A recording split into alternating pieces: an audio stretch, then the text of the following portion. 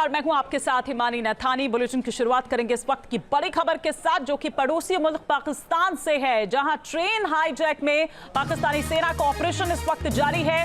BLA ने Jafar express को अगवा किया है और ट्रेन में अब भी पाकिस्तानी सेना के 144 जवान बंधक हैं। पाकिस्तानी सेना के ड्रोन और हेलीकॉप्टर्स जो हैं वो कार्रवाई कर रहे हैं, लेकिन बीएलए द्वारा ये भी कहा जा रहा है, जो मांग है वो यहाँ पर रख दी गई है कि किसी भी तरह की कोई भी अगर एक्शन उनके खिलाफ लिया गया तो यहाँ पर बंधकों के साथ भी उसी तरह का सलूक किया जाएगा। किसी तरह की कोई भी जो एयर स्ट्राइक है वो नहीं की जानी चाहिए। तो ये इस वक्त बड़ी खबर आ रही है। सेना के 140 जवान जो कि अभी भी बंधक हैं, और किस तरह से रेलवे ट्रैक जो है वो उड़ा दी जाती है, सुरंग में ट्रेन को ले जाया जाता है, उसके बाद फायरिंग की जाती है। ये बड़ी खबर जो इस वक्त आ रही है पाकिस्तान से, जहां पर पाकिस्तानी सेना का ऑपरेशन इस वक्त जारी है बीएलए के खिलाफ। बीएलए ने जाफर एक्सप्रेस को अगवा कर लिया है। इस ट्रेन में अभी भी 144 जवान बंधक है। पाकिस्तानी सेना का जो ड्रोन है और साथ ही साथ जो हेलीकॉप्टर कार्रवाई है वो इस वक्त जारी है। पहली बार इस तरह की घटना जो पाकिस्तान में सामने निकलकर आई है। किस तरह से क्वेटा से पेशावर जा रही थी ये ट्रेन और बीच में ही उसे अगवा कर दिया जाता है। तो तस्वीरें हम यहां पर आपको दिखा रहे हैं, और 5 तस्वीरों के जरिए हम आपको दिखा रहे हैं कि क्या हालात है पाकिस्तान में, किस तरह से ये ट्रेन हाईजैक की जाती है।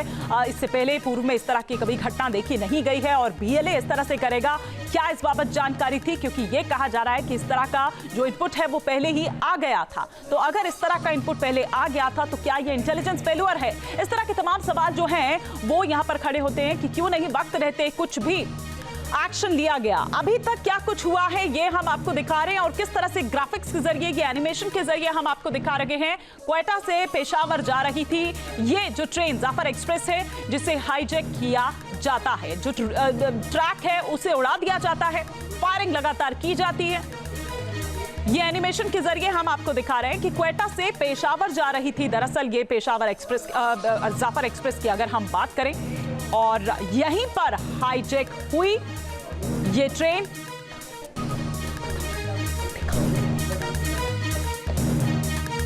ये एक्सक्लूसिव तस्वीरें भी हम आपको यहां दिखा रहे हैं कि किस तरह से जो बलूच विद्रोही हैं उन्होंने जाफर एक्सप्रेस को अगवा किया। बीएलए ने 140 पाकिस्तानी सैनिक जो हैं उनको बंधक बनाया, और इस हमले में 6 पाकिस्तानी सैनिक भी मारे गए हैं।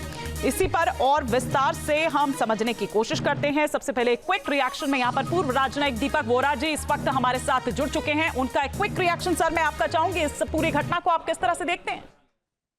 मैम बहुत बहुत धन्यवाद, और आपने कितने विस्तार से, कितनी अच्छी तरह से समझाया। No wonder you are one of our best anchors की क्या हो रहा है वहां पे, पहली बार ऐसा हुआ है।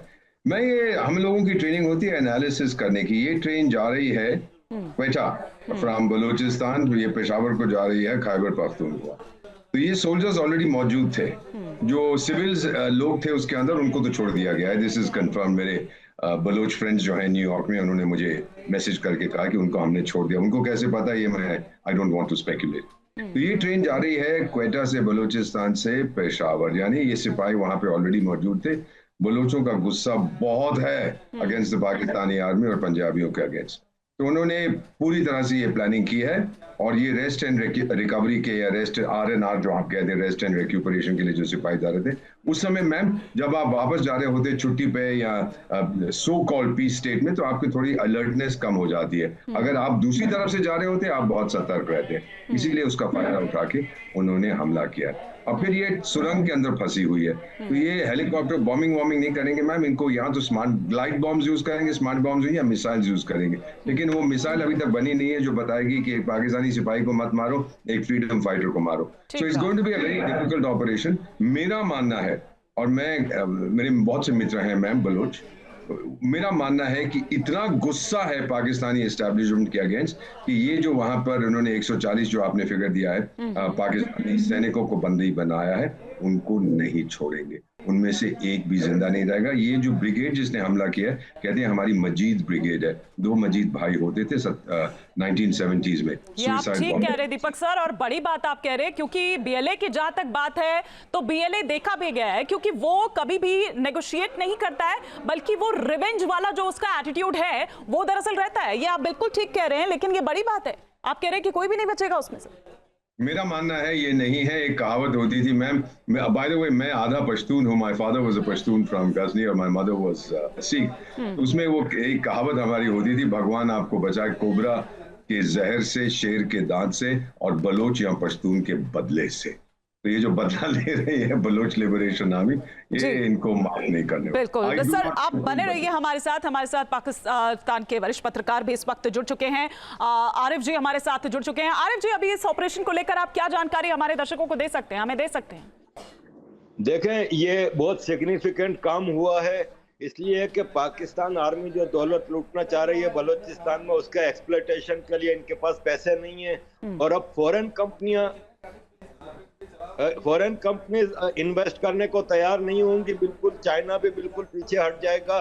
तो ये बहुत सिग्निफिकेंट काम हुआ है, और मैं समझता हूं कि बीएलए वालों के हमले अब कम नहीं होंगे और बढ़ेंगे। और अब तो कॉमन बलोच इस पूरे मूवमेंट के साथ जुड़ चुका है, तो अब बलोचिस्तान को आजाद होने से कोई रोक नहीं सकता। कई सारे संगठन भी जुड़ चुके हैं, उस पर भी मैं आऊंगी, लेकिन जो बात आप यहां पर कह रहे थे आरिफ जी उसी पर, लेकिन पाकिस्तान सरकार तो बड़े बड़े दावे करती थी, वो तो बलूचिस्तान से लेकर अफगानिस्तान तक का जो बॉर्डर है उसको, उस पर स्थिति कंट्रोल करने की बात कर रही थी, लेकिन यहां तो बीएलए ने उसको धता बता दिया। देखिए, खाली बीएलए नहीं, केपी के भी हालात खराब हैं। बन्नू में भी 4-5 दिन पहले पाकिस्तान आर्मी हेडक्वार्टर पे हमला हुआ था, 38 फौजी मार दिए थे, टोटल 62 कैजुअल्टीज थी। सिंध में भी मूवमेंट पकड़ रही है जोर। पीओके में पिछले कई हफ्तों से लगातार प्रोटेस्ट हो रहे हैं। तो पाकिस्तान आर्मी की जो गिरफ्त है, जो ग्रिप है, वो कमजोर होती जा रही है। इवन अब पंजाबी भी खड़ा होकर पाकिस्तान आर्मी से नफरत करने लगा है। तो जब आप इतना अत्याचार करोगे ना किसी भी लोगों के ऊपर, तो फिर एक वक्त आता है कि आपको मुंह की खानी पड़ेगी। ये इसी बात को मैं आगे लेकर जाती हूं। दीपक सर भी हमारे साथ जुड़े हुए हैं। दीपक सर, ये बात ठीक है, और बीएलए अब वो बीएलए नहीं रही है, बल्कि अगर हम यहां पर आरिफ जी की बात को भी देखें, कई और संगठन जिस तरह से वो यहां पर बता रहे हैं, मतलब 40% टेरिटरी अगर पाकिस्तान की मैं यहां पर बात करूं तो, और ये बड़ी बात है, मतलब आधा पाकिस्तान, ये यहां पर 2 मुख्तलिफ अलग अलग हो गए। यहाँ उनके पास लोग नहीं थे, इसीलिए अभी तक वो कुछ कर नहीं पा रहे थे। पिछले 5 साल में उनके नंबर्स बढ़े हैं, ट्रेनिंग बढ़ी है। हथियार कहाँ से मिलते हैं मैं कुछ नहीं कहूंगा, लेकिन अब वो तगड़े हो गए। मैम, एक खबर और, अभी मैं इसको कंफर्म नहीं कर सकता, मेरे कुछ बलोच दोस्तों ने, ये मुझे न्यूयॉर्क से मेरे दोस्त हैं वहां पर, उन्होंने लिखा है, तो मैं आपको पढ़ के बता दूं। Mister ambassador, we are trying to verify if there were some Chinese nationals on this train. लो जी, ये नई बात हो गई है। कुछ चीनी भी थे क्या उस ट्रेन के अंदर, मालूम नहीं मैम। इस समय कोई सिचुएशन क्लियर, और पाकिस्तानी आर्मी तो झूठ बोलेगी, वो सच तो कभी स्वीकार नहीं करेंगे कि हाँ चाइनीज भी थे एटसेट्रा, लेकिन बीजिंग से शायद कोई रिएक्शन आएगा, देखते हैं। मैं मॉनिटर कर रहा हूँ, अगर वो भी थे इस ट्रेन में तो ये तो फिर साफ मैसेज है कि भाग जाओ यहाँ से, आप सुरक्षित नहीं हो। और ये जो पाकिस्तानी हमारी आर्मी कुछ नहीं कर पाएंगे, हम चुन चुन के बदला लेंगे, ये मैसेज है।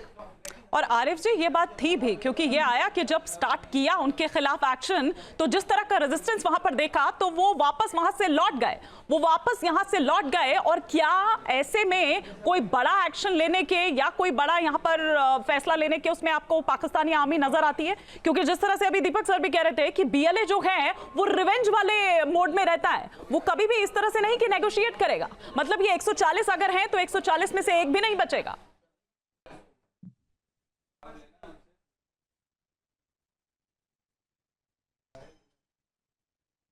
आरिफ जी, मैम, चलिए लगता है कि आरिफ जी तक आवाज नहीं पहुंच रही है, लेकिन दीपक सर, जिस तरह से आप यहां पर कह रहे थे, मतलब बड़े फैसले लेने ये या बड़ा कुछ एक्शन लेने की हालत में हम नहीं देखते हैं कि पाकिस्तानी आर्मी है। ऐसे में सवाल ये पैदा होता है, ये जो जिन लोगों को सिविलियंस को छोड़ दिया है, क्योंकि ट्रेन तो सुरंग में है, तो कहाँ जाएंगे, ना क्वेटा जाएंगे ना पेशावर जाएंगे, उनको एक अलग से कोच में, मेरा मानना है बिठा दिया है, और जो सैनिक हैं उनको एक कोच में, और उस कोच में बारूद की सुरंगें लगा दी गई है। मैम, आपने जब ट्रेन बाहर निकल रही थी तो आपने देखा था कैसे धमाका हुआ था। तो मेरा मानना है कि अगर पाकिस्तानियों ने कुछ कोशिश की, वो जो जिस कोच में आईएसआई और ये पाकिस्तानी आर्मी और चाइनीज, अगर चाइनीज है, पता नहीं, अभी कंफर्म नहीं है, वो सबसे पहले उड़ा दी जाएगी, वो सब चले जाएंगे। ठीक है सर, आप बने रहिए हमारे साथ। इस वक्त हमारे साथ एक और पूर्व राजनयिक सुशील सिंघल जी जुड़ चुके हैं। सुशील जी, जिस तरह से पड़ोसी मुल्क से ये खबर आ रही है, सर आप इसे किस तरह से देखते हैं?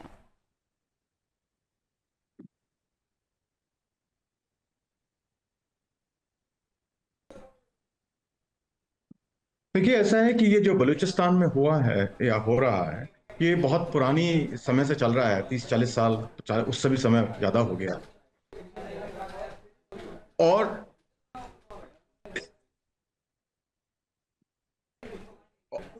और जो है, ये भी बहुत साफ है, क्योंकि जो पाकिस्तान है, पाकिस्तान की जो उस पर जो गवर्नमेंट है, उसका बलूचिस्तान में जो है रोल बहुत ज्यादा नहीं रह गया है, इन द सेंस कि लॉ एंड ऑर्डर जो है उनके कंट्रोल में नहीं है।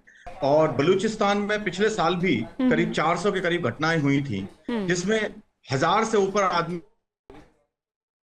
न्यूज नेशन अब व्हाट्सएप पर खबरों की ताजा अपडेट के लिए न्यूज नेशन के इस क्यूआर कोड को स्कैन करें।